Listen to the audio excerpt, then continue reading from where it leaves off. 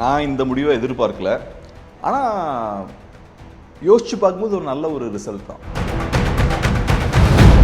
அமெரிக்காவுக்கு நிறைய சிக்கல்கள் இருக்கு. ஒவ்வொரு இஷ்யூவையும் திமுக ஸ்ட்ராங்காக கையில் எடுப்பாங்க. கண்டிப்பாக இப்பயே எடுக்க ஆரம்பிச்சிட்டாங்க. ஒரு எதிர்கட்சியாக திமுக பயங்கர அக்ரெசிவாக செயல்படுவாங்க.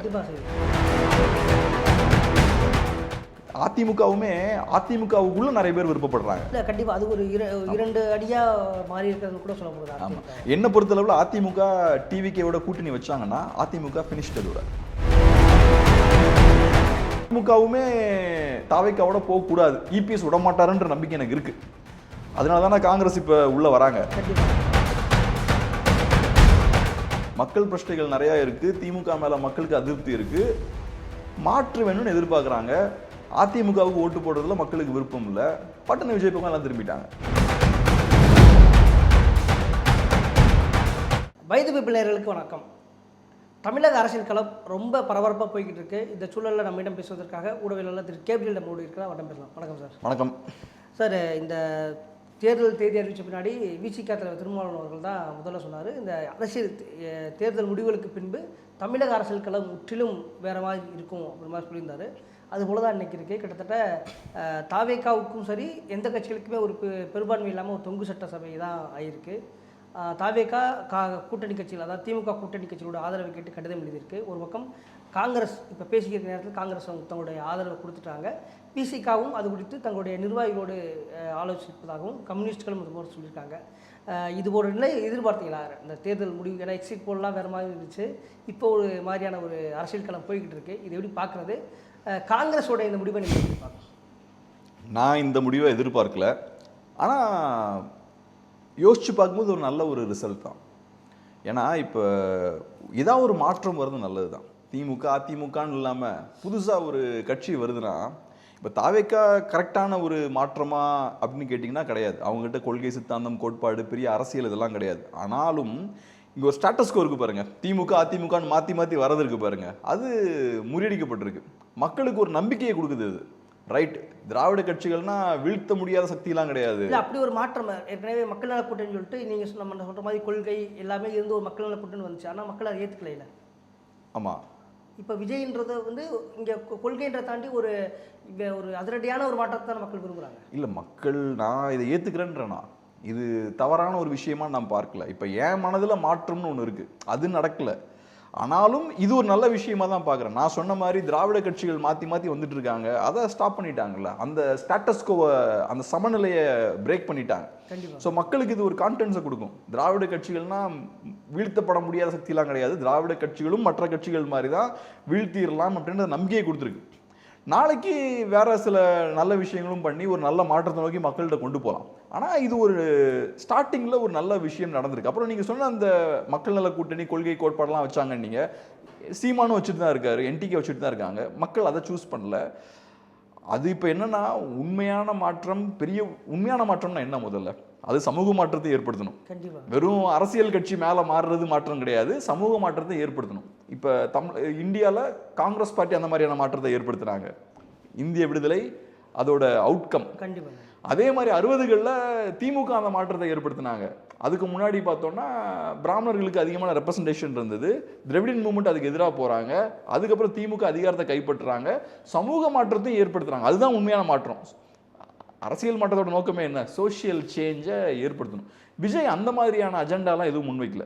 இல்லை, ஆனால் இங்கே இருக்கக்கூடிய இப்போ அந்த ஒரு காலகட்டத்தில் சுதந்திர போராட்டம், பார்ப்பனிய எதிர்ப்புன்ற தாண்டி இப்போ இருக்க சூழலில் மக்களுக்கான தேவை என்ன இருக்குது? நேர்மை, ஊழல் இல்லாத ஒரு ஆட்சி, லஞ்சம் இல்லாத ஒரு ஆட்சி, அந்த மாதிரியான விஷயங்கள் இருக்குது. அதை முன்வைத்தான் விஜய் வந்திருக்காரு. நேர்மை, ஊழல் இல்லாத ஆட்சி வேணும். அது எல்லாமே எல்லா மக்களுக்கு எல்லாமே செய்யணும். அது எல்லா காலகட்டத்திலையும் எல்லா நாட்டிலையும் எப்பவுமே இருக்கும். அதை தாண்டி நான் சொன்ன இந்த சமூக மாற்றமும் தேவை இருக்கும். ஸோ ஒரு அரசியல் மாற்றம்னா அதுவும் சேர்ந்து நடக்கணும். அப்போ தான் எனக்கு யூஸ் இருக்குது. இப்போ வெறுமனே நான் ஊழலற்ற ஒரு நிர்வாகத்தை கொடுப்பேன் அப்படின்னா, இப்பயே பார்க்குறோம் தாவேக்காவோட ஒரு எம்எல்ஏ பட்டாக்கத்தியோட கேக் வெட்டுறாரு. அது எங்கேருந்து வருதுன்னு நினைக்கிறீங்க அந்த பிஹேவியர்? அப்புறம் இன்னொருத்தர் பார்த்தோம்னா பேசிகிட்டு இருக்கும்போது ஒரு பெண்ணை பேச விடாமல் ஸ்டாப் பண்ணுறாரு. அது அவங்க சொந்தக்காரங்கன்னு சொல்கிறாங்க, அதெல்லாம் இருக்கட்டும். ஆனால் பொதுவெளியில் எப்படி பிஹேவ் பண்ணணும்னு இருக்குல்ல. கண்டிப்பாக. ஸோ இப்போ இது அண்ணா காலகட்டத்தில் திமுக எப்படி நடந்திருக்குமா? இல்லை இப்போ நீங்கள் சமூக மாற்றம்ன்றதுக்காக சொல்கிறேன். இப்போ திராவிட கட்சிகள் கூட இப்போ நீங்கள் சொல்லக்கூடிய சமூக மாற்றத்தை கிட்டத்தட்ட மாற்றின ஒரு திராவிட கட்சிகள் ஆட்சி செய்த காலத்தில் கூட இப்போ இருக்கக்கூடிய ஜாதி பார்த்து தங்களோட அதாவது அந்த பகுதியில் எந்த வேட்பாளர்கள் அதிக ஜாதி இருக்காங்கன்ற வேட்பாளர் போட்ட கட்சியில் இன்றைக்கி பொது தொகுதிகளில் தலித்துகள் வேட்பாளர்களை நியமித்து தாவேகா வெற்றி பெற்றிருக்கு. இது சமூக மாற்றமாக பார்க்கலையா நீங்கள்? நான் சொல்கிறது என்னென்னா இப்போ நீங்கள் இப்போ சமூக மாற்றத்தை ஏற்படுத்தின திராவிட கட்சிகளே பண்ணாத விஷயங்களை தாவேகா பண்ணிட்டு இருக்கேன். அதாங்க இப்போ நான் பார்த்தது என்னென்னா ஒரு பெரிய ஒரு அதிருப்தி இருக்குது களத்தில். அந்த அதிருப்தியை விஜய் அப்படின்ற பெரிய ஸ்டார் ஒருத்தர் யூஸ் பண்ணியிருக்காரு. இப்போ நிறைய விஷயங்கள் நீங்கள் சொன்ன மாதிரி சொல்கிறாங்க. ஒன்று என்னென்னா ரொம்ப ஏழையான ஒரு பெண்ணுக்கு வாய்ப்பு கொடுத்துருக்காங்க. அதே மாதிரி நீங்கள் சொன்ன மாதிரி சில இன்ஸ்டன்சஸ்லாம் சொல்கிறாங்க. பட் நான் இதை எப்படி பார்க்குறேன்னா ஒரு பொலிட்டிக்கல் மூமெண்ட்டாக பில்ட் ஆகி ஒரு பொலிட்டிக்கல் டிரான்ஸ்ஃபர்மேஷனை ஏற்படுத்துகிற ஒரு விஷயமா நான் பார்க்கல. இதை நான் எப்படி பார்க்குறேன்னா திமுக நல்லா பார்த்தீங்கன்னா சில விஷயங்களை ஹைலைட் பண்ணி காட்டுவாங்க. நாங்கள் ஒடுக்கப்பட்ட மக்களுக்கான கட்சி அப்படின்ற மாதிரி அவங்கள ப்ரொஜெக்ட் பண்ணிப்பாங்க. நாங்கள் இவங்களுக்கான கட்சின்னு ப்ரொஜெக்ட் பண்ணிப்பாங்க. ஸோ ஒரு அடையாள ரீதியாக அதை யூஸ் பண்ணுவாங்க. இது ஏறக்குறைய அந்த மாதிரி தான் நான் பார்க்குறேன். இவங்க எல்லாமே விஜயை மைனஸ் பண்ணிட்டீங்கன்னா இவங்க எல்லாம் பெருசாக எம்பவர் ஆகிருக்க மாட்டாங்க. நான் எப்படி பார்க்குறேன்னா விஜயை தாண்டி அவங்க எம்பவர் ஆகணும். அந்த மக்களை ஒன்று சேர்த்து நீங்கள் அவங்கள எம்பவர் பண்ணணும். அதுதான் சோஷியல் சேஞ்ச். இது எப்படி நடக்குதுன்னா நீங்கள் சொன்ன மாதிரி ஒரு ஃபஸ்ட்டே பேசின மாதிரி ஒரு டோக்கனிசம் வாங்கல, நாங்கள் இது பண்ணியிருக்கோங்க, இதை பண்ணியிருக்கோங்க. ஆனால் அவங்க எல்லாமே எதை சார்ந்திருக்காங்கன்னா விஜய்ன்ற அந்த ஃபேஸ் வேல்யூ, விஜய்ன்ற ஃபேக்டரை சார்ந்து மட்டும்தான் இருக்காங்க. நான் இன்னொன்று சொல்கிறேங்க, ஏறக்குறைய பாதி டிவிகே வேட்பாளர்கள் திமுக அதிமுகலேருந்து வந்தவங்க. கண்டிப்பாக. ஸோ அது என்ன மாற்றமாக நம்ம எப்படி பார்க்குறது? அதுலேயும் சில வேட்பாளர்கள் பார்த்தோன்னா வேட்பாளர் பட்டியல் அறிவிக்கிறதுக்கு 2 நாட்களுக்கு முன்னாடி கட்சியிலேருந்து சேர்ந்தவங்க. ஸோ அப்போ எப்படி அரசியல் பண்ணுறாங்க இவங்க எப்படி அரசியல் பண்ணுறாங்கன்னா திமுக அதிமுக ஸ்டைலில் தான் பண்ணுறாங்க. அங்கே போகிறாங்க, இங்கே போகிறாங்க, அங்கே போகிறாங்க, வாய்ப்பு இல்லைன்னா என் கட்சியிலேருந்து சேர்ந்துக்குங்க. ஆனால் திமுக ராராசாவை பெரம்பலூர் தொகுதி தனி தொகுதியிலேருந்து பொது தொகுதியை மாற்றுறாங்களே. ஆனால் அப்படி தாவேக்கா பொது தொகுதியில் தலித் வேட்பாளர் நியமிச்சிருக்காங்களே. சரி, இப்போதைக்கு தாவேக்காவுக்கு இருக்கிற அட்வான்டேஜ் என்னென்னா யாரும் விஜய் எதிர்த்து எதுவும் கேட்க மாட்டாங்க. விஜய் ஒன்று சொன்னால் ஈஸியாக அதை செஞ்சுருவாங்க. என்டிகேக்கும் அந்த ஒரு அட்வான்டேஜ் இருக்குது. புதுசாக ஒரு கட்சி வரும்போது உங்களுக்கு அந்த அட்வான்டேஜ் இருக்கும். விஜய் இங்கே இந்த ஆளை போடுங்கன்னா போட்டுருவாங்க.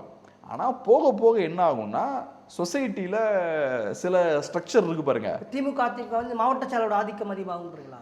சொசைட்டியில் என்னென்ன பிரிவுகள் இருக்கோ, பிளவுகள் இருக்கோ, அது எல்லாமே கட்சிகளுக்குள்ளேயும் வர ஆரம்பிக்கும் போக போக. எனக்கு ஒரு கேஸ்ட் ரொம்ப டாமினண்ட்டாக சொசைட்டியில் இருக்காங்கன்னா அந்த டாமினேஷன் கட்சிக்குள்ளேயும் வர ஆரம்பிக்கும். இந்த விஷயங்கள்லாம் நடக்க ஆரம்பிக்கும். ஒரு சாதிய ரீதியான ஒடுக்குமுறை சொசைட்டியில் இருக்குன்னா அது கட்சிகளுக்குள்ளேயும் வர ஆரம்பிக்கும். இன்னைக்கு திராவிட கட்சிகளுக்குள்ள அது இருக்குல்ல, ஒடுக்கப்பட்ட மக்களுக்கு பெரிய ரெப்ரசன்டேஷன் இல்லை. அது காட்டக்கூடிய விஷயம் என்னன்னா சொசைட்டிலையும் அந்த பிரச்சனைகள் இருக்கு. நீங்க புதுசா வரும்போது அந்த பிரச்சனைகள் இருக்காது. திராவிட கட்சிகளுக்கு அன்னைக்கு அந்த பிரச்சனைகள் கொஞ்சம் கம்மியா இருந்தது. ஏன்னா ஒரு சமூக மாற்றத்தை ஏற்படுத்தினாங்க, எல்லாத்தையும் ஒன்று சேர்க்கிறாங்க. ஆனா ஸ்லோவா கொஞ்சம் கொஞ்சமா இந்த பிளவுகள் பார்த்தோம்னா கொஞ்சம் கொஞ்சமா உள்ள வர ஆரம்பிக்குது. நான் எப்படி பார்க்குறேன்னா அந்த மாதிரியான சமூக மாற்றத்தை இவங்க ஏற்படுத்தலாம்னு நினைக்கிறேன். இவங்க என்ன பண்றாங்கன்னா விஜய்ன்ற அந்த ஒரு இண்டிவிஜுவலோட கரிஸ்மா ஃபேமை யூஸ் பண்ணி ஜெயிக்கிறாங்க. இப்போ நான் ஒன்றை ஏற்றுக்கிறேன், முடிச்சுக்கிறேன், ஒரு இதை சொல்லிடுறேன். இப்போ விஜய் வெறும் கரிஸ்மால மட்டும் ஜெயிச்சார் நான் சொல்ல வரல. சொசைட்டியில் பெரிய ஒரு அதிருப்தி இருக்கு, எனக்கு அது புரிஞ்சுக்க முடியுது. மக்கள் பெரிய கோவத்தில் இருக்காங்க. 2 திராவிட கட்சிகள் மேலேயும் மக்களுக்கு அதிருப்தி இருக்கு. அதை விஜய்ன்ற கரிஸ்மேட்டிக்கான ஒரு இண்டிவிஜுவல் கரெக்டாக யூஸ் பண்ணி ஒரு பெரிய மாற்றத்தை ஏற்படுத்துறாரு. இதை நான் பாசிட்டிவான விஷயமா தான் நான் பார்க்குறேன். ஆனால் இது ஒரு சோஷியல் சேஞ்சை ஏற்படுத்தலைன்னா இது நிலையான ஒரு மாற்றமாக இருக்காது. உதாரணத்துக்கு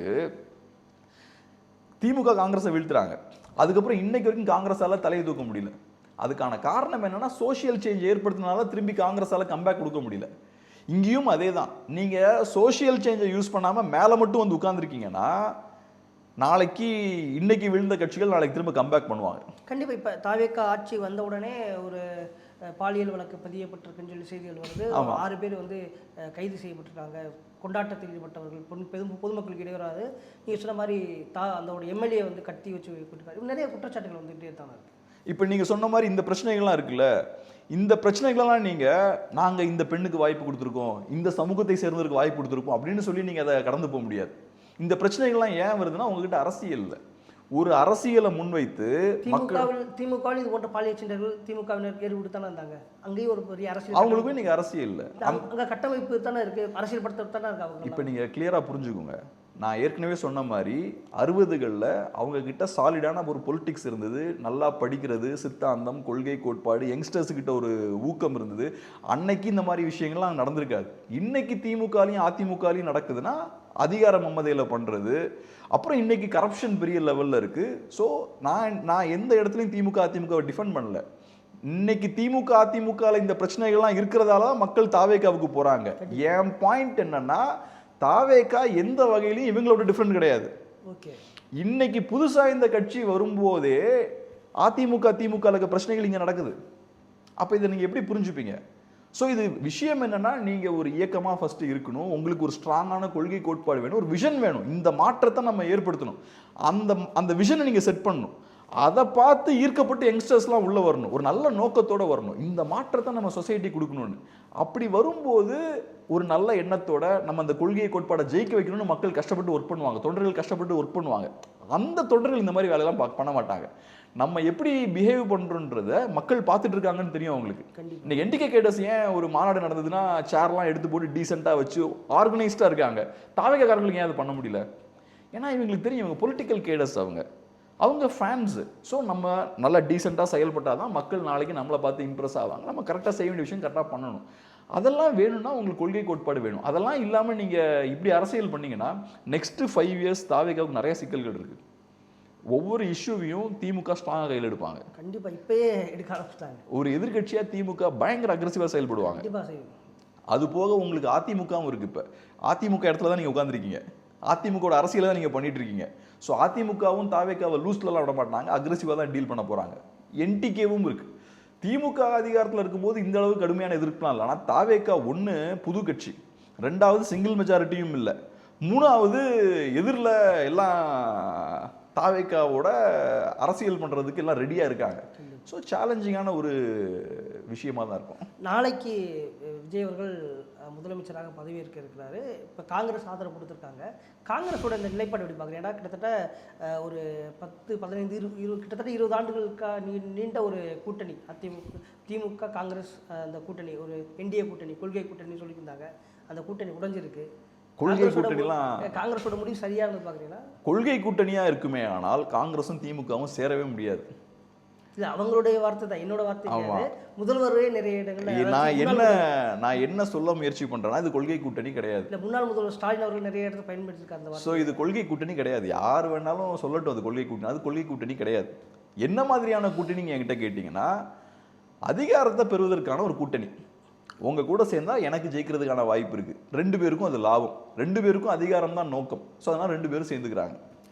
இப்ப அதிகாரத்தை கைப்பற்றணும் அப்படின்ற அந்த நோக்கம், அந்த எண்ணம் தாவேகாவோட சேர்வதன் மூலமா நிறைவேறும்னா அப்ப தாவேகாவோட போயிட்டு போறாங்க. இதுல கொள்கையெல்லாம் எதுவும் கிடையாது.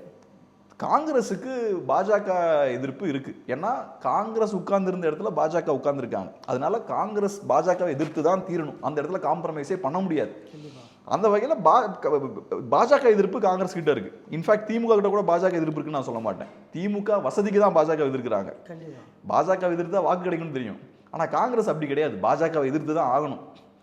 திமுக பாஜகவோட கூட்டணி வச்சப்பையும் காங்கிரஸ் பாஜக எதிர்த்துட்டு தான் இருந்தாங்க. ஏன்னா காங்கிரஸோட இடத்துக்கு பாஜக வந்து உட்காந்துட்டாங்க. ஸோ அதனால அதில் மட்டும் காங்கிரஸ் ஸ்ட்ராங்காக இருப்பாங்க. ஸோ தாவேகாவை பொறுத்தளவில் பாஜகவோட நெருங்க மாட்டாங்க. அவங்களுக்கு தெரியும் பாஜகவோட நெருங்கினா நமக்கு சிக்கல் வரும்னு தெரியும். அவங்களோட ஓட் ஷேர்லாம் அடிவாங்க. இன்னைக்கு தமிழ்நாட்டில் எந்த கட்சியுமே பாஜகவோட நெருங்க விரும்ப மாட்டாங்க. திமுக பாஜக வச்சு அரசியல் பண்ணி ஜெயிச்சுக்கிட்டே இருக்காங்க. இன்னைக்கு வரைக்கும் பாஜக எதிர்ப்பு தவிர ஒரு அரசியலே கிடையாது.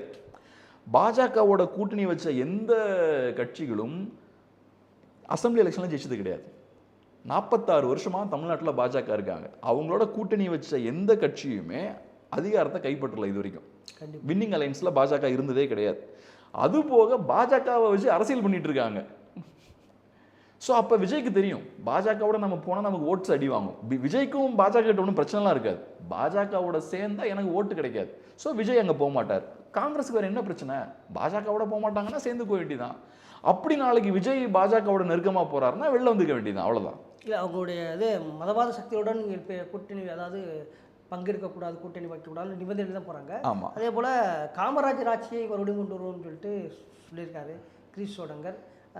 நாடாளுமன்ற தேர்தலும் மறுபடியும் உள்ளாட்சி தேர்தலும் இந்த கூட்டணி தொடரும் அப்படின்ற மாதிரி சொல்லியிருக்காங்க. இதெல்லாம் காமராஜர்லாம் அவமதிக்கிற பேச்சுங்க. நீங்கள் அதிகாரத்துக்காக போய் அவங்களோட கூட்டணி வைக்கிறீங்க, அதோட நிப்பாட்டிக்குங்க. எதுக்கு நீங்கள் காமராஜர்லாம் உள்ளே கொண்டு வரீங்க? உங்களோட சுயநலத்துக்காக தான் இந்த கூட்டணி வைக்கிறீங்க. காமராஜர் என்ன விஜய் அரசியலாக பண்ணார்? எலெக்ஷனுக்கு 2 நாளைக்கு முன்னாடி வந்து எலெக்ஷனுக்கு 2 மாதம் முன்னாடி வந்து கேம்பெயின் பண்ணி ஜெயிக்கிற அரசியலாக பண்ணார். அவர் மக்கள் அரசியல் பண்ணார்.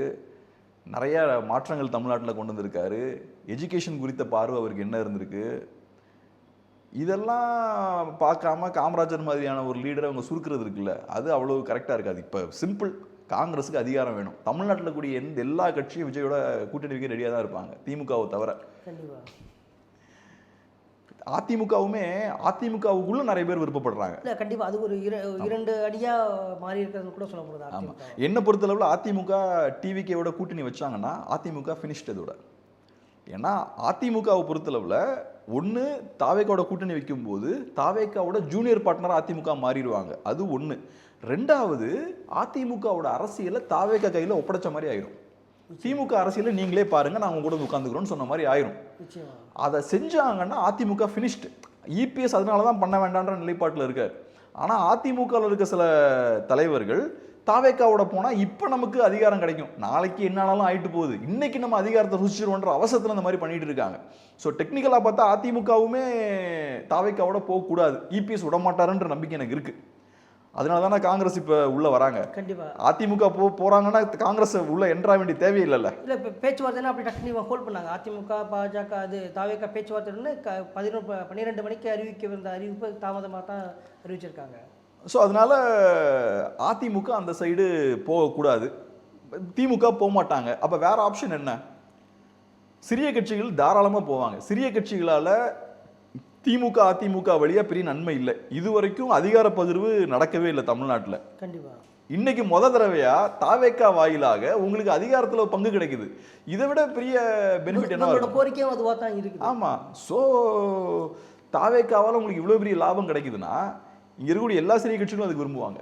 இல்லை இப்போ ஒருவேளை கம்யூனிஸ்டுகள் விசிகா அதாவது இவங்க வந்து போனாலும் கூட இவங்களுடைய தேர்தல் நேரத்தில் இவங்களுடைய குற்றச்சாட்டு வந்து பாஜகவின் முகமாகத்தான் விஜய் அவர்கள் இருக்காருன்ற மாதிரி இருக்குது. அப்படி ஒருவேளை கூட்டணிக்கு போனால் இவர்கள் விமர்சனத்துக்கு உள்ளாக மாட்டார்களா? விமர்சனத்துக்கு உள்ள ஆவாங்க, ஆனால் லாபம் இருக்கே. விமர்சனத்தை பெருசாக பார்க்கணுமா லாபத்தை பெருசாக பார்க்கணுமான்லாம் கணக்கு பண்ணுவாங்க. இவங்கெல்லாம் கொள்கை ரீதியாக ரொம்ப உறுதியாக இருக்கிறவங்க. கொள்கையெல்லாம் எதுவுமே கிடையாது சார். விசிகா கம்யூனிஸ்ட் ஒன்றும் ஒரு கொள்கையும் கிடையாது. கம்யூனிஸ்டுகள் என்ன கொள்கை அடிப்படையில் திமுக கூட்டணி வச்சுருக்காங்க? உங்கள் சித்தாந்தம் கம்யூனிஸ்ட் சித்தாந்தம், அது முதலாளித்துவ கட்சி. எப்படி ஒரு முதலாளித்துவ கட்சியோட நீங்கள் கூட்டணி வைப்பீங்க? ஸோ உங்கள் கொள்கையை அடகு வச்சு தான் நீங்கள் கூட்டணியாக வைக்கிறீங்க. அப்புறம் ஏன் கூட்டணி இப்படி வைக்கிறீங்க அப்படின்னு கேட்டால் நீங்கள் என்ன சொல்கிறீங்க? பாஜக எதிர்ப்புன்றீங்க. இப்போ நம்ம அசாதாரணமான ஒரு சூழலில் வாழ்ந்துகிட்டு இருக்கோம். இந்த கூட்டணி வைக்கலன்னா பாஜக வந்துடும். ஸோ அதனால் பாஜகவை காட்டி நீங்கள் என்ன பண்ணுறீங்க? கொள்கையை காம்ப்ரமைஸ் பண்ணுறீங்க. இதை தான் அங்கே இருக்கக்கூடிய எல்லா கட்சிகளும் பண்ணுறாங்க. இப்பயும் அதே தான் பண்ண போகிறாங்க. பாஜக எதிர்ப்பு தான் நமக்கு பிரதானம். விஜயோட சேர்ந்தா பாஜக தமிழ்நாட்டுக்குள்ளே வராது. ஸோ அதுக்காக இந்த கூட்டணி வச்சு சொல்லிட்டு போகிறாங்க. ஸோ அதனால் இப்போ இன்ஃபேக்ட் நம்ம பார்த்தோம்னா திமுக கூட்டணியில் கூடிய கட்சிகள் இருக்காங்கல்ல, அவங்களுக்கு பாஜக எதிர்ப்பை தாண்டி வேறு ஒரு அரசியலும் கிடையாது. அந்த அரசியல் இங்கேயும் அடிபட்ட மாதிரி எனக்கு தெரியல. விஜய் கூட இருந்தாலும் அந்த அரசியல் எடுபடும். பாஜக எதிர்ப்பை பேசிக்கிட்டே விஜயோட உட்காந்துக்கலாம். ஸோ அதனால் அவங்களுக்கு ஒரு சிக்கலும் இருக்காதுன்னு தான் நினைக்கிறேன். இப்போ வரக்கூடிய நாடாளுமன்ற தேர்தல் மற்றும் உள்ளாட்சி தேர்தலில் வந்துட்டு இந்த கூட்டணி காங்கிரஸ் தாவேக்கா கூட்டணி இருக்குன்னு சொல்லியிருக்காங்க. திமுகவும் மறுபடியும் இந்த உள்ளாட்சி தேர்தல் வரும்பொழுது இல்லை நாடாளுமன்ற தேர்தல் வரும்பொழுது இதே மக்கள் ஆதரவு தாவேக்காக்கு இருக்குமா இல்லை இந்த கூட்டணிக்கு இருக்குமான்ற கேள்வி இருக்குது.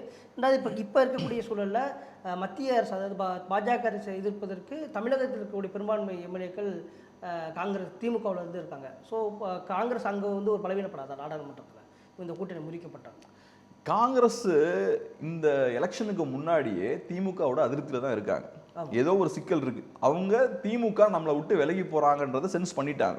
என்னோட புரிதல் என்னன்னா விலகி போறாங்களா இல்ல காங்கிரஸ் விலகி போறாங்க? திமுக விலகி போறத அவங்க சென்ஸ் பண்றாங்க. ஓ, திமுக தான் இத வேறன்னு சொல்றாங்க. ஆமா, நான் அப்படிதான் பாக்குறேன். அவங்க ஏதோ சென்ஸ் பண்ணிட்டாங்க, திமுக நம்ம கைக்குள்ள இருக்க மாட்டாங்கன்றது அவங்களுக்கு புரிஞ்சிருச்சு. எஸ்பெஷலி ரீஜனல் பார்ட்டிஸ் எல்லாமே இப்போ ஓரளவுக்கு காங்கிரஸ்க்கு எதிராக திரும்ப ஆரம்பிச்சிட்டாங்க. காங்கிரஸ் ஃபியூச்சர்ல ஜெயிக்கிறது வாய்ப்பு கம்மி, காங்கிரஸ் வீக்கா இருக்காங்கன்றத புரிஞ்சுக்கிட்டாங்க.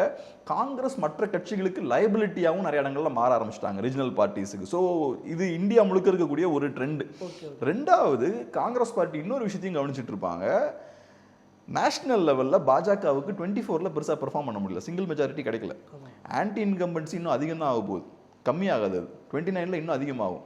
மோடி அவர்களோட இமேஜ் வந்து கொஞ்சம் வீழ்ச்சியை தான் சந்திக்கும். பிஜேபிக்கு ஆன்டி இன்கம்பன்சி அதிகம் தான் ஆகும். அதே மாதிரி ஹிந்துத்துவா கன்சால்டேஷன் இருக்கு பாருங்க, ஹிந்து அடையாளத்துக்கு எல்லாத்தையும் கொண்டு வரது இருக்குல்ல, அந்த ஹிந்துத்துவா கன்சால்டேஷன் நீடித்து நிலைச்சே இருக்காது. ஏன்னா அதுக்குள்ள நிறைய முரண்கள் கிரியேட் ஆக ஆரம்பிக்கும். யூபிலலாம் அதான் நடக்குது. ஸோ கொஞ்சம் கொஞ்சமாக முரண்கள் வெடிக்க ஆரம்பிக்கும், கிராக்ஸ் வர ஆரம்பிக்கும். அதனால 29ல் சூழல் இன்னும் மோசம் தான் ஆகும். அப்படி இன்னும் மோசமாகுதுன்னா பாஜகவுக்கு வேற சில கட்சிகளும் நேஷனல் லெவலில் தேவைப்படுவாங்க. யூபிஏ 1 and 2 மாதிரியான ஒரு சூழல் ஏற்பட்டுச்சுன்னா திமுக கண்ணை மூடிட்டு பாஜக கூட போய் சேர்ந்துருவாங்க. பாஜகவுக்கு திமுகவோட தேவை இருக்குன்னா திமுக யோசிக்கவே மாட்டாங்க, பாஜகவோட கண்ணை மூடிட்டு அலைன்ஸ் அவங்க ஃபார்ம் பண்ணுவாங்க. ஸோ அதனால இந்த விஷயங்கள்லாம் காங்கிரஸுக்கும் தெரியும். அதனால காங்கிரஸ் இந்த முடிவுக்கு ஃபர்ஸ்டே வந்துட்டாங்கன்னு தான் நினைக்கிறேன். அதனால தான் அசம்பிளி எலெக்ஷனில் அவ்வளோ பிடிச்சி நெருக்குனாங்க. 3 சீட்டுக்கும் ஒரு ராஜ்யசபா சீட்டுக்குமா காங்கிரஸ் பார்ட்டி திமுகவை பிடிச்சி நெருக்குனாங்க. அவங்களுக்கு 29 தான் முக்கியம். பட் இருந்தாலும் அவங்க பார்க்குறாங்க 29ல் இவங்க நம்ப முடியாதுன்னு தெரியுது, முடிஞ்ச அளவுக்கு இங்கேயே பிடிச்சி நெருக்கி வாங்கிடலாம் அப்படின்னு வாங்கிட்டாங்க. ராகுல் காந்தி அவர்கள் பிரச்சாரமே பண்ணல இவங்களோட சேர்ந்து. ஆமா, தமிழகத்துக்கு வந்தாரு, வேற வேற இடத்துல ஸ்டாலின் அவர்களோட சேர்ந்து பிரச்சாரம் பண்ணல. ஸோ அதெல்லாம் காட்டக்கூடிய விஷயம் என்னன்னா, இது ஏற்கனவே அரங்கேறியாச்சு. அப்புறம் காங்கிரஸ் பார்ட்டியை பார்த்து முதல குத்திட்டாங்கன்னு சொல்லலாம், அதெல்லாம் சும்மா. என்ன முதல குத்திட்டாங்க? திமுகவுக்கும் அதிகாரம் தான் வேணும், காங்கிரஸுக்கும் அதிகாரம் தான் வேணும். அதிகாரம் கிடைக்குதுன்னா எங்கே போனால் கிடைக்குதோ அதை எடுத்துப்பாங்க. திமுக இதுதான் பண்ணுவாங்க. பாஜகவோட கூட்டணி வச்சவங்க தானே திமுக. இன்னைக்கு தேவைனால காங்கிரஸ் கூட கூட்டணி வைக்கிறாங்க, நாளைக்கு தேவைன்னா பாஜக கூட திரும்ப வைப்பாங்க. அரசியலில் இந்த முதுகுல குத்திட்டாங்க, பேக் ஸ்டாபிங், இந்த இதெல்லாம் கிடையாது. எனக்கு பிரோஜனம் இருக்குன்னா அதை பண்ணிடுவாங்க. இப்போ திமுக வந்து முன்னாள் முதல்வர் ஸ்டாலினுடைய தோல்வி வந்து பெரிதாக பார்க்கப்படுது. அங்கேக்குள்ளேயுமே கூட ஒரு புகைச்சல் ஏற்பட்டது. அதாவது ஒரு உட்கட்சி பூசல் மாதிரி ஏற்பட்டிருக்கு. பரந்தாமனுடைய கருத்து ஒரு பேசுபொருளாக இருக்கு. என்ன மாதிரியான நடவடிக்கைகள் திமுக? அதில் 2 விஷயம். ஒன்று, திமுக பெரிய வீழ்ச்சியை சந்திச்சிருக்காங்க. 2வது, பரந்தாமன் அவர்கள் அதிருப்திலையும் இருக்கார், இந்த அவருக்கு வாய்ப்பும் கொடுக்கல. ஸோ அந்த ஆங்கிள்லேருந்து நம்ம இதை பார்க்கணும். ஆனால் இது பரந்தாமன் அவர்கள் சொன்னாருன்றதை விட இல்லை, திமுக சென்னைன்ற ஒரு பெரிய கோட்டையாகவே பார்க்கப்பட்டாங்க. கிட்டத்தட்ட ஒரு 2 தொகுதி தவிர்த்து 14 தொகுதிகளில் வந்து தோற்றுருக்கு. இது வந்து எதிர்பார்த்திருக்காத ஒரு தோல்வி தான். அது என்ன காரணத்தினால திமுக? ஏன்னா இங்கே நிறைய மக்கள் நலம் சார்ந்து செயல்படாத பிரச்சனைகள் எதிரொலிக்குன்னு சொல்லலாமா, இல்லை விஜயினுடைய தாக்கம்ன்றது சொல்லலாமா? ஏன்னா இது ஒன்றும் அனாலிசிஸ் தேவையில்லை. பணியாளர் போராட்டம் மாதிரிலாம் இதுக்கு எந்த அனாலிசிஸும் தேவையில்லை. விஜய் சுனாமி அடிச்சிருக்கு. அப்போ இந்த மக்கள் பிரச்சனைகள்லாம் பெருசாக மக்கள் பிரச்சனையோட வெளிப்பாடு தான் அது. மக்கள் பிரச்சனைகள் நிறையா இருக்குது. திமுக மேலே மக்களுக்கு அதிருப்தி இருக்குது, மாற்று வேணும்னு எதிர்பார்க்குறாங்க. அதிமுகவுக்கு ஓட்டு போடுறதுல மக்களுக்கு விருப்பம் இல்லை. பட்டன விஜய் பக்கம் எல்லாம் திரும்பிட்டாங்க. ஏன்னா மக்களுக்கு என்னன்னா, இப்போ கடந்த ஒரு 10 ஆண்டுகளாகவே திமுக எதிர்ப்பு அதிமுக பெருசாக பண்ணல. அதிமுகவை ஆதரிக்கிறவங்க அதை எதிர்பார்ப்பாங்க, திமுக எதிர்ப்பை கடுமையாக பண்ணணும்னு நினைப்பாங்க. ஜெயலலிதா அவர்கள் அதை பண்ணாங்க, இபிஎஸ் அதை கொஞ்சம் சாஃப்டாக தான் பண்ணார். ஸோ இப்போ பார்க்குறாங்க, ஸ்டாலின் சார்ன்றாரு, குடும்ப அரசியலை விமர்சிக்கிறாரு, திமுகவை நல்லா திட்டுறாரு. விஜயோட அரசியல்லாம் ஒன்றும் கிடையாது, விஜய்க்கு இஷ்யூ பேஸ்டாக ஒன்றும் பண்ணல. ஆனால் விஜய் வாயிலேருந்து வரக்கூடிய இந்த வார்த்தைகள்லாம் அதிமுக ஆதரவாளர்களுக்கு, திமுக எதிர்ப்பு ஆதரவாளர்களுக்கு அப்பீலிங்காக இருக்குது. ஸோ அப்போ பார்க்குறோம், பிஜேபி ஓட்ஸ் உடஞ்சிருக்கு, என்டிகே ஓட்ஸ் உடஞ்சிருக்கு, ஏடிஎம்கே ஓட்ஸ் உடஞ்சிருக்கு, அதே மாதிரி திமுக ஓட்டுகளும் உடஞ்சிருக்கு. ஸோ ஒரு பெரிய சுனாமி இது, எல்லா ஓட்ஸும் அந்த பக்கம் போயிடுச்சு. அப்போ கண்டிப்பாக நடக்க தான் செய்யும். இது திமுகவுக்கு பெரிய பின்னடைவு. திமுகவோட கோட்டையை ஆட்டிட்டாங்க. இப்போ இந்த நம்பரை பார்த்துலாம் திமுக சந்தோஷப்படக்கூடாது, நமக்கு 73 சீட் இருக்குன்னு நினைக்கக்கூடாது. ஏன்னா திமுக எதிர்ப்பு வாக்குகள் 2ஆ உடையுதுங்க, கன்சால்டேட் ஆகலை. உடஞ்சதுக்கு அப்புறமும் 108 சீட்டு அவர் வாங்கியிருக்காரு. உடஞ்சதுக்கு அப்புறமும் நீங்கள் 73 தான் வாங்கியிருக்கீங்க. அப்போ ஒரே கட்சியை நோக்கி திமுக எதிர்ப்பு வாக்குகள் எல்லாமே போயிருந்ததுன்னா என்ன ஆயிருப்பாங்க? அவங்க மெகா ஸ்வீப்பாக இருந்திருக்கும் அது. ஸோ அதனால் இவங்க சந்தோஷப்படுறதுக்கு ஒன்றும் கிடையாது 73 இருக்குன்னெலாம். 2வது, முதல்வர் தோற்றதெல்லாம் பெரிய அதிர்ச்சி. அது அவருக்கு பயங்கர வலி ஏற்படுத்தக்கூடிய ஒரு விஷயமா தான் இருக்கும். ஒரு முதல்வர், பெரிய டால் லீடர், அவர் தொகுதியிலேயே தோக்குறாருன்னா எல்லாருமே அவங்க தொகுதி ஸ்ட்ராங்காக வச்சுக்க பார்ப்பாங்க. இபிஎஸ் பண்ணார்ல, எலெக்ஷனுக்கு முன்னாடி தாவேகா வேட்பாளர் லாஸ்ட் மினிட்ல என்ன ஆனாரு? அப்போ அவரோட ஹோம் கிரவுண்டை பாதுகாக்கணுன்றதுல அவர் எவ்வளோ கவனமாக இருக்காரு. இல்லை, அந்த அளவுக்கு முன்னாடியே கணிச்சிட்டாரு தாவேகாவை எடப்பாடி பழனிசாமி. அவரை பொறுத்தளவில் அது ஏன் தொகுதி, எல்லாருமே அப்படி தான் இருப்பாங்க. ஒரு கவுன்சிலர் இருந்தால் கூட அவர் ஏரியாவை கைக்குள்ள வச்சுக்கணும்னு நினைப்பார். நீங்கள் சிஎம் ஆனாலும் சரி, பிரைம் மினிஸ்டர் ஆனாலும் சரி, உங்கள் ஹோம் கிரவுண்ட் வந்து ரொம்ப அவசியம். இன்றைக்கும் மோடி ஏன் குஜராத் ரொம்ப கவனமாக பார்த்துட்டு இருக்காரு? இன்னைக்கும் குஜராத்தோட சிஎம் யாருன்னு கேட்டால் யாருக்கும் தெரியாது. இன்னைக்கும் குஜராத்தில் ஒரு மாற்றம் நடக்குதுன்னா கேர்ஃபுல்லாக வாட்ச் பண்ணிட்டேன். ஹோம் கிரவுண்டு உங்களுக்கு முக்கியம். அதுதான் உங்கள் ப்ரைடே. ஒரு அரசியல்வாதிக்கு என்னோட கிரவுண்டு நான் கையில் வச்சிருக்கேன்றது ரொம்ப அவசியம். எடப்பாடி பழனிசாமிக்கு அவரோட ஊர் ரொம்ப அவசியம். இங்கே நான் தான் அப்படின்றது. என்னை சேலஞ்ச் பண்ண எதுவும் யாரும் இருக்கக்கூடாது. அது பெரிய சேலஞ்சாக இருக்கலாம், சின்ன சேலஞ்சாக இருக்கலாம். ஆனால் எனக்கு சேலஞ்சாக யாரும் இருக்கக்கூடாது. ஆனால் அந்த இடத்துல இப்போ ஸ்டாலின் அவர்கள் அங்கே வீழ்த்தப்பட்டதுன்றது பெரிய வருத்தத்தை அவர் கண்டிப்பாக ஏற்படுத்தியிருக்கும். ரிசல்ட் வந்த அன்றைக்கெலாம் பார்க்கும்போது கொஞ்சம் கண்கலங்கி இருந்த மாதிரி தான் இருந்தது. ஏன்னா பெரிய ஒரு வீழ்ச்சி. ஆனால் இது என்னென்னா, இதை ஒரு வீழ்ச்சியாக மட்டுமே நம்ம பார்த்துட்டு போயிடக்கூடாது. ஒரு பொலிட்டிக்கல் ஆங்கிள்லேருந்து மட்டுமே பார்த்துடக்கூடாது. சமூகம் சார்ந்தும் நம்ம பார்க்கணும், சொசைட்டி சார்ந்தும் நம்ம பார்க்கணும். ஒரு 6 மாதத்துக்கு முன்னாடி தூய்மை பணியாளர்கள் எப்படி நடத்தினாங்க, தொழிலாளர்கள் எவ்வளோ பேர் வந்து போராடினாங்க, அவங்க எப்படி நடத்தப்பட்டாங்க, அதெல்லாம் நம்ம பார்க்கணும். ஸோ இப்போ அரசியல் தீர்ப்பு வருதுன்னா 5 வருஷ ஆட்சியை பார்த்துட்டு தான் அந்த தீர்ப்பை மக்கள் எழுதியிருக்காங்க. அந்த ஆங்கிள் வந்து பார்க்கணும். சார், இப்போ விஜய் அவர்களுடைய ஆட்சி எப்படி இருக்கும்? வேணா இப்போ சமீபத்தில் ஒரு தாவேக்கு ஆதரவாட்ட பேசும்பொழுது எல்லா சொத்தையும் பறிமுதல் பண்ணணும், அரசுடைமையாக்கணும், இப்போ இந்த அஃபிடவிட் என்ன இப்போ காட்டிருக்காங்களோ அதை தவிர்த்து மற்ற எல்லா சொத்தையும் காட்டணும், அதாவது பறிமுதல் பண்ணணும், அரசுடைமையாக்கணும், லஞ்ச ஒழிப்புத்துறை ரொம்ப தீவிரமாக செயல்படணுன்ற மாதிரிலாம் இப்போ ஒரு ஸ்டண்ட்டு சினிமா மாதிரியான ஒரு இதெல்லாம் சொல்கிறாங்க. எப்படி இருக்குன்னு நினைக்கிறீங்க? சினிமா மாதிரி இருக்குமா, இல்லை ஒரு நிறைய ஒரு தேக்கத்தோடையோ ஒரு இதோட இருக்குன்னு நினைக்கிறீங்க? ரொம்ப நெகட்டிவாக பேச எனக்கு விருப்பம் இல்லை. ஏன்னா ஒரு ஹனிமூன் பீரியடை நம்ம எல்லா கட்சியும் கொடுக்கணும். ஏன்னா மக்கள் விருப்பப்பட்டு அந்த கட்சிக்கு ஓட் போட்டிருக்காங்க. நம்ம மக்களோட தீர்ப்பையும் ரெஸ்பெக்ட் பண்ணணும். தாவேக்கா பெர்ஃபார்ம் பண்ணுறதுக்கு குறைஞ்சது ஒரு 6 மாதம் கொடுக்கணும், அட்லீஸ்ட் ஒரு 3 மாதமாவது கொடுக்கணும்ல. கொடுத்துருவோம். ஆனால் நான் பெரிய எதிர்பார்ப்புலாம் எனக்கு எதுவும் இல்லை. ஏன்னா மோஸ்ட்லி நான் பார்த்த வகையில் கிரவுண்டில் அதிருப்தி இருக்குது. திமுக அதிமுக வேண்டான்றதை முடிவு பண்ணிட்டாங்க. ஆனால் அவங்களோட தேர்வு தாவேக்காவாக இருக்குன்னா எதை அடிப்படையில் தாவேக்காவை சூஸ் பண்ணியிருக்காங்க? ஒரு சினிமா ஸ்டார்ன்ற அடிப்படையில் தான் சூஸ் பண்ணியிருக்காங்க இல்லையா? திரையில் பார்த்த மாதிரி ஏதாவது பண்ணுவார். ஆமாம், அப்போ அது அப்பாவித்தனமான பார்வை இல்லை அது. ஏன்னா விஜயோட ட்ராக் ரெக்கார்டை பார்த்து ஓட்டு போட வாய்ப்பே இல்லை. விஜய்க்கு ஒன்றும் பெரிய ட்ராக் ரெக்கார்டு கிடையாது. அவர் ஒரு அரசியல்வாதியாக, ஒரு சமூக ஆர்வலராக, ஒரு செயல்பாட்டாளராக பெருசாக பெர்ஃபார்ம் பண்ணல. அப்போ நீங்கள் எதை பார்த்து ஓட்டு போட்டிங்கன்னா அவரோட கிளாமரை பார்த்து மட்டும்தான் நீங்கள் ஓட்டு போட்டிருக்கீங்க. அப்படி இருக்கும்போது அந்த மாதிரி ஓட்டு போட்டுட்டு பெரிய மாற்றங்கள் வரும், பெருசாக நிர்வாகம் இருக்குன்னு நம்ம எதிர்பார்க்க முடியாது. ஆனால் நம்ம எதுவும் நெகட்டிவாக எனக்கு ரொம்ப பேச விருப்பம் இல்லை. நம்ம வெயிட் பண்ணி பார்ப்போம். ஒரு 2-3 மாதம் ஆனதுக்கப்புறம் நம்ம இஷ்யூ பேஸ்டாக பேசுவோம். இங்கெங்கே அவங்க சரியாக செய்யலை அப்படின்னு வரும்போது நம்ம பேசுவோம். இப்போ நம்ம சொல்கிறது வந்து ஒரு ப்ரிடிக்ஷன் மாதிரி இருக்கும். அப்படி வச்சுக்க வேண்டாம். இஷ்யூ பேஸ்டாக வரும்போது நம்ம ஒவ்வொன்றா எடுத்து நம்ம பேசுவோம். நிச்சயமாக சார், ஆட்சி நடக்கட்டும். அதுக்கு பின்பு குறைகளை வந்து தொடர்ந்து சுட்டி காட்டக்கூடிய வேலை நமக்கு இருக்கிறது. உங்களுடைய நேரத்தை ஒதுக்கி உங்களுடைய கருத்துக்களை பதிவிட்டதும் நன்றி. நன்றி.